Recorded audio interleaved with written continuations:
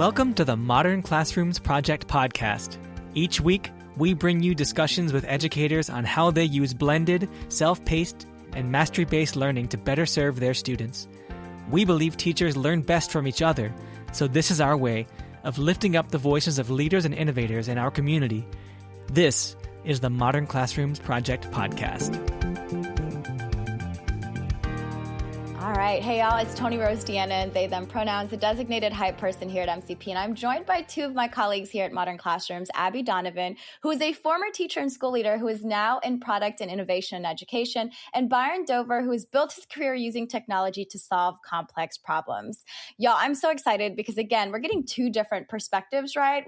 Or maybe similar perspective. I'm not sure, but I'm really excited about this conversation. Both are actually in the Modern Classrooms innovation team. And I'm just so excited to get to know them a little bit more. So welcome, Abby and Byron. Thank you for having us. It's so exciting to be here. Thanks so much, TR. Great to be here. Over the past 6 weeks, I don't know what's happening, but the teachers' concerns are shifting. And I can tell you why, but I think we're still hearing sometimes, is AI going to replace me? But what I'm hearing more now is, can I trust this? Teachers are starting to ask really smart questions like, is it accurate? Is it biased? Is it something that's actually reflecting my students, my standards, my classroom context? And to me, I actually think that that's a healthier conversation. I think once technology becomes more mainstream, people stop asking whether this exists and they start asking whether it's actually useful and worthy of trust and use. And I think that the overlooked benefit here is that when it's used well, AI can really take some low value cognitive load off of teachers. I think we know that teachers are making hundreds, if not thousands of decisions every single day. They're reviewing student work. They're tracking patterns. They're adjusting in real time. They're switching between a million different things. And I think if a tool could help summarize information, surface useful patterns, organize inputs, or even just speed things up, I think it could be very genuinely helpful. And I think that's the key distinction here, is that the best uses of AI in education are surfacing signal, but they're not replacing professional judgment. And I think that that's really the line that I would draw there. Like, AI can help bring the right information forward faster, but it shouldn't be the thing that's making the final instructional call. Let's get real for a minute here. Like, teachers are seeing AI write lessons and lesson plans and explain calculus better than textbooks. And mind you, in schools, textbooks are still the thing to use all the time, right? And so if the content is now like quote unquote free and everywhere, right? What is the one thing a human teacher does in any kind of classroom that a bot will never be able to touch? I have some ideas, but I'm curious about what y'all both say. Yeah, look, I don't think it's just one thing, frankly, but perhaps the most important thing that educators do in the classroom is force that human connection. It's something that I think we can all appreciate just at its face value. We don't want our students being taught by robots. We want our students being taught by fellow humans who are teaching social interaction along with the subject matter. If we're learning something advanced, technical, advanced calculus, we want that to happen in a social way. We want our students to be able to socialize the problems they're facing and work together to come up with solutions. And so I don't think any of that is going away. And I think that the mental model I have for AI, especially as it evolves, quick story time here. When AI first came on the scene in a meaningful way with ChatGPT and its successors, a lot of what its capabilities, the capabilities it introduced were around this generative AI, where you could very quickly come up with long-form answers to simple questions. And that, I think, raised a lot of eyebrows. For one, it wasn't always right. But two, it had these obvious implications for sort of reducing the workload for both for teachers if you're making a lesson plan, but also for students if you're asking them to write a meaningful essay. As we're evolving now into these AI agents, I think the use cases come back to the teacher in a sense very soon. And part of what we're thinking about at MCP is how can we take the curriculum derivatives that we provide and the model that our educators use And how could we make that much easier to implement? How can we use AI to create teaching assistants for the teacher in the classroom? And that's really how I've been thinking about the AI agent model. Let's give each of our MCP educators 2 or 3 or 5 digital teachers assistants who are working in the background on their behalf, as Abby mentioned, to take some of the tedium out of the lesson plan creation and of the organization of the materials, and to maximize the teacher's engagement with the students in the classroom in real time. If content becomes more abundant, it does not make teachers less important. If anything, I think if content is more abundant, teacher judgment becomes even more valuable. And to echo what Byron said, if I had to name one thing that a human teacher does that a bot will never fully touch, it's that the teacher builds the kind of relationship that makes the learning possible. And I really mean that. I think teaching is relationship, it's responsiveness, it's decision-making in context. Like if I reflect back on my time in the classroom, I'm not remembering who aced what test. I'm remembering who had an orchestra concert that they were scared to do and blew it out of the water. Who was the rookie of the year on the baseball team who just, worked their butt off to do really, really well. And that, I think, is key to great teaching. And I think in a modern classroom, that shows up in very concrete ways. Our teachers aren't just delivering content. They're reading the room. They're noticing if a student is confused before they can even say it. They're deciding when to pull small groups, when to re-explain something, when to let a student continue struggling if it's productive. But they're also interpreting information in context. A tool could show you a pattern. Like what Byron's saying, you could have all of these amazing tools that are surfacing different patterns for you. They're taking that cognitive load of having to aggregate data and decide the next step. And the tool might even suggest the next step. But the teacher is going to know the student behind the pattern, right? And so I think AI can generate content, it can explain, it can summarize. It's going to keep getting better, but it's never going to replace that trust that makes a student willing to take a risk or admit that they're confused or keep going. And I think I keep coming back to this idea that AI can generate options, but teachers are the ones who generate that trust and that judgment and that growth. And I think in an MCP classroom, that matters even more because the teacher is consistently orchestrating this learning in a responsive way. And so they're creating the conditions for the agency for students. They're not just transmitting information. But if I had to pick one true teacher skill, I think I would say instructional judgment. And what I mean by that is the ability to look at a student, look at a learning goal at a specific moment in time and make the next right move, not just a generic one, but the one that's right for this student right now.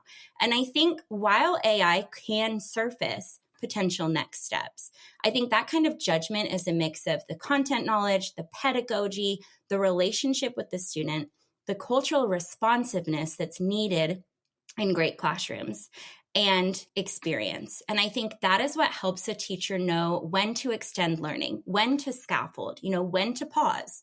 And I think AI is going to get better. It's going to continue getting better at generating options, more explanations, more suggestions, more resources. But generating options is not the same thing as exercising wisdom about the whole child. And I think that's where great teachers are going to become even more dispensable, because I think the teacher of the future is not the one who can produce the most content.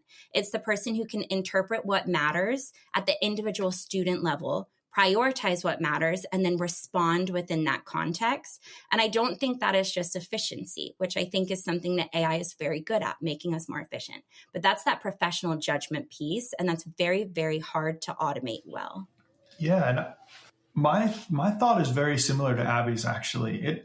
If I were to try to imagine the classroom 5 years from now, and I think there are some fundamental changes that are coming to the tooling that's accessible to teachers. But that judgment piece extends not just to sort of the pedagogy and the education of the students. It will also extend to the tools that are available to the educators themselves.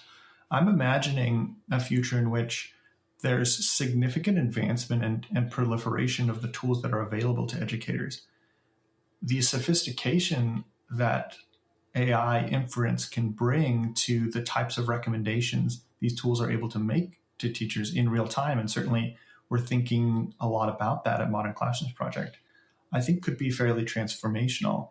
But the teachers are generally quite good at classroom management when it comes to the students. Teachers will also need the very human skill of being the boss of the technology.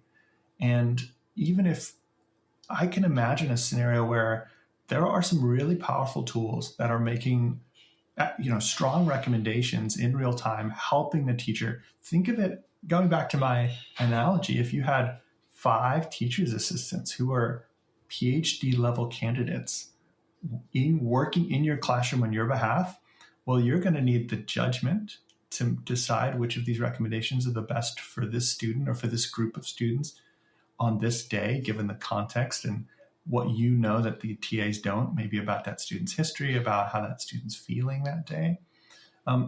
But you're also going to need, I think, to embrace that responsibility to be the boss of the technology in your classroom.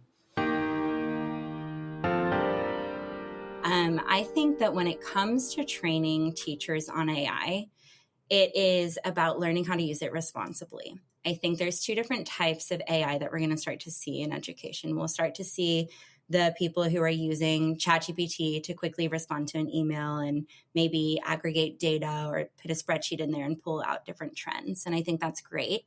But I think AI tools that are generally available are not necessarily neutral, right? Like they can carry bias, they can miss important context. It can give outputs that sound correct even when they're wrong. I think ChatGPT could try to convince me that a fire truck is blue, and I would probably believe it if I didn't exercise my own judgment. And I think in education that has real implications, especially when we're talking about equity. And I think when it comes down to thinking about tools in education, I think there's a real responsibility on the people building those tools to make sure that we're thoughtful behind the way that we're building the knowledge that the AI is exercising, so that we're not, increasing achievement gaps, and that we are not reinforcing the same gaps and assumptions that we're supposedly trying to close. And we have to be very careful about that. In terms of teachers, though, I don't think they need to become AI experts, but I do think they need enough fluency and awareness to question, what the outputs are, recognize that bias. And then in terms of the back end of things too, like how are we protecting student privacy when we're using these AI tools? And so I think there's still a lot to be learned. But I think that when teachers have that level of fluency, they're able to see AI as something that really can support their judgment, but not replace it. And I think that kind of makes the difference between using AI in a way that's helpful and using AI in potentially a way that could create more harm than good. The voice of the educator is driving a lot of the work that we're doing on the innovation team. And so we want to hear from you. Abby talks to educators every week and gets their feedback, and that directly impacts where we spend our time and what we're focused on. So where I can help on the technology end, that is driven largely by the experiences of the educators implementing the Modern Classrooms Project model and our curriculum and our derivatives today in the classroom. So thank you. I was going to say the exact same thing. TR, you mentioned that, teacher voices are central to everything we're building, and that is core to how we're building these. We actually have a teacher advisory board of 15 teachers who meet monthly, and they give us both async and in the moment feedback on the tools that we're building, the things that we're thinking about. And so any places that we are, considering bringing in AI, you can guarantee that we've already had several hour-long conversations with big groups of educators already in our classrooms that are directly impacting how we're building, what we're changing. Yes. It's all about community and hearing people's and our teachers' voices, right? Is this the appropriate time also to talk about our new partnership with Snorkel? Sure. We're super excited about that. We actually had the opportunity to work with several teachers who are implementing Snorkel within the MCP model before making a decision on whether or not that Snorkel was directly benefiting these MCP teachers. And what we saw is that it's only improving and making the model more sustainable for teachers. We were so excited about what we saw. Teachers are very excited about Snorkel, and it's one of those tools that fits seamlessly into the MCP model. And like we've been saying, makes what teachers are already doing better and faster. Yeah. So y'all look out for more announcements on like what that partnership looks like, what all we're collaborating on. But we're super, super, super excited about it. So, all right, Abby and Byron, thank you for your time. Thank you for your stories, your expertise, and your experiences. I really appreciate it. Thank you, Tiara. Thank you so much, Tiara. Thank you so much for listening. Listeners, remember you can always email us at podcast@modernclassrooms.org, and you can find the links to topics and tools we discussed, as well as more info on this week's announcements and events in the show notes for this episode at podcast.modernclassrooms.org. We'll have this episode's recap and transcript uploaded to the Modern Classrooms blog on Friday, so be sure to check there or check back in the show notes for this episode if you'd like to access those. And if you enjoy our podcast and it's been helpful in supporting you to create a blended, self-paced, mastery-based learning environment, we would love if you could leave a review.